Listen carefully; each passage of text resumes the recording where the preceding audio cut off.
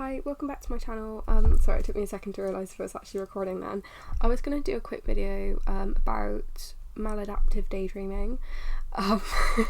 Good start when I'm literally just not conscious of the camera being recording.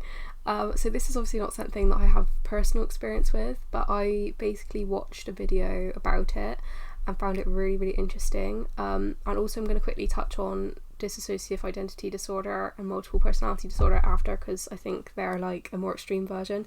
I'm not a psychologist, I'm not a therapist, I'm probably not qualified to be talking about this from a psychologist perspective. Probably will be a few people, if ever they do come across this video, that think, okay, well that's not exactly right, so take it what I'm saying with a pinch of salt. I'm going to try and describe it the way I understand it and from like a general understanding perspective that I've seen it in. So this isn't like something to diagnose yourself with, but it's something that I've always thought that a lot of mental disorders are on a spectrum, and I've even heard that from professionals. So even when it comes to like, you know, depression or anxiety, like a lot of people have that on a spectrum, but it's only when it gets out of hand and in the way of your everyday life management that it becomes like a real issue, and you might need therapy in order to normalize some of those, get some support in the behaviors that help you reintroduce life again.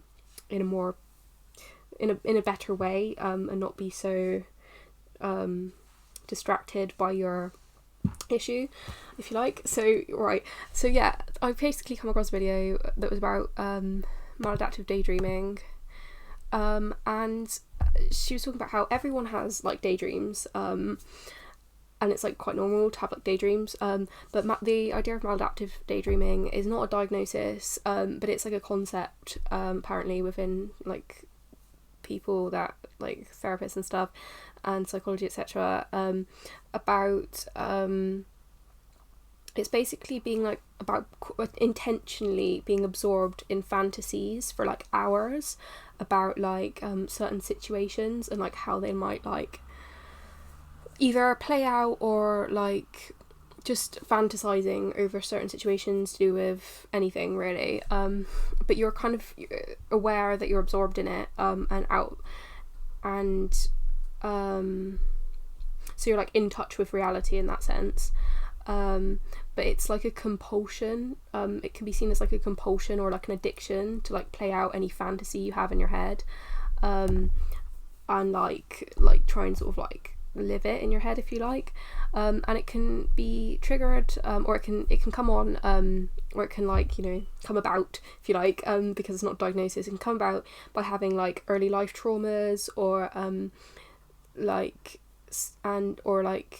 things like that, or it can also be brought on by like depression or anxiety, ADHD, as like a coping mechanism for feeling those things. It could be like an escape from trauma. So basically it can be an issue because it can cause like distress when there's like no control over like doing it or how long you're doing it for.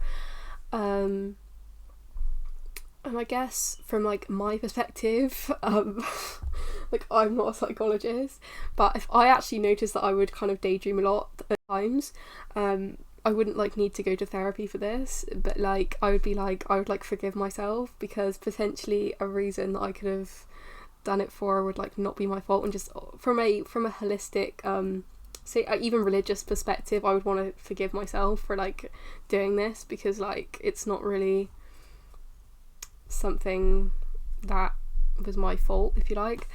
So if it's something that you're like loosely thinking, hey, I do that, just be like compassionate and forgiving, I feel like, and not be like, oh, there's like something so wrong with me, and like, I mean, like if you feel like it's an issue that you'd want to have help with, go ahead, but it's like sometimes like even me is just like coming across it and being like, hey, I feel like I've done that a bit, you know what I mean? It's quite popular on TikTok, I feel like at the moment, people just like doing TikToks about it, like, hey, it's maladaptive daydreaming to think about my ex all the time and blah blah blah.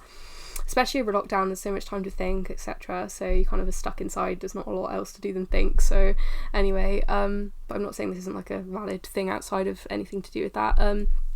So basically the way that they kind of teach you to overcome it is sort of recognizing, and obviously this would be through therapy, but like it would be to be recognizing or eliminating like recognizing when you're doing it and like eliminating like the trauma or like the feeling that comes with it. Just a quick thing on the side, I heard this really nice way that someone talked about how things in your life are. So you have your what's the word, hardwiring, I think she called it. This was the same woman that I watched that I spoke about in this video. She talked about you have your hardwiring, you have your what is it? Did she talk about? Sorry, you have like your genetics. I'm not sure if she meant that by hardwiring. You have like, I think this is a different way she said it, but you have like your machinery, you're like in your brain, I mean, the way you're built, for example. Then you have your hardwiring,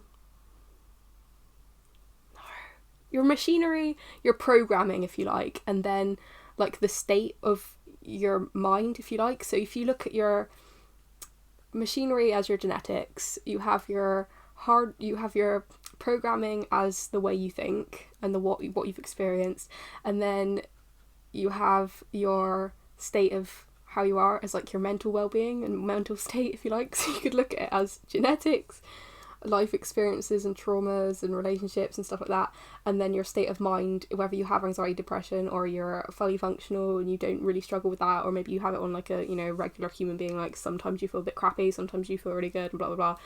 And I thought that was like a really nice way of looking at it, because it kind of shows that no one needs to be, and I know I'm not saying like people don't struggle for long periods of time, some people don't have a really extreme mental illness, I'm not trying to say that at all, but it kind of gives you like a get out clause of feeling these things for like long periods of time, because you can always say like, just because like no one's born in a certain way, and there's always a way back to feeling a way that you have in the past, if you like. You're not genetically hardwired to always feel this way, and there's always sort of like hope, if you like. So yeah, there we go. Just quickly finishing off this maladaptive daydreaming thing.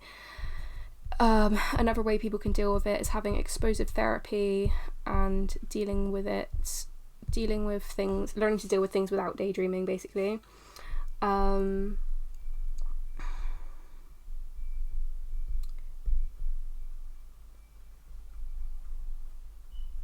Yeah, this video has gone on for so long, but I'm really quickly going to talk about dissociative identity disorder after this, because I think this is like something that's kind of similar to maladaptive daydreaming, but the point is it is different, but you don't know.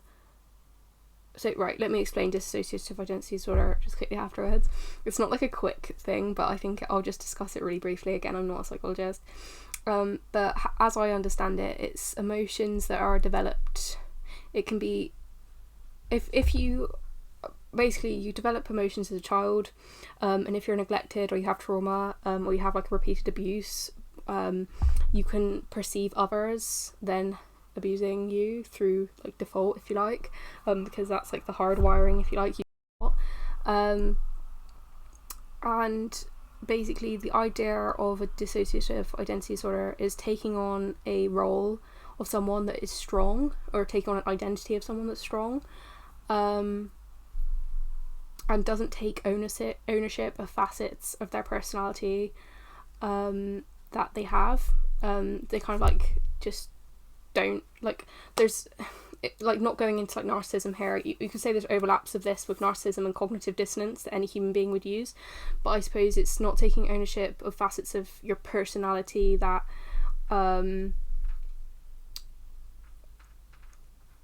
that they have. And someone, maybe if you had trauma, you might take responsibility of certain parts of your personality though still, and you wouldn't then have dissociative personality disorder. It's like finding, as I said, people are on a spectrum. So I hope this is all making sense, but without going too long on this video, basically it's basically coming from a place of trying to be able to cope with something that you feel that you can't, and yeah, you kind of like fragment your personality, if you like. So yeah, it's also known as multiple personality disorder, and yeah, I just found that so interesting.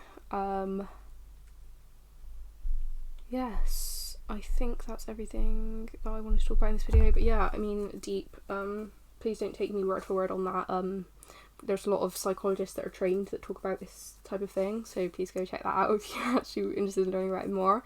But I just thought it was something interesting to mention, and something that I found really interesting. So yeah, thanks for listening. Bye.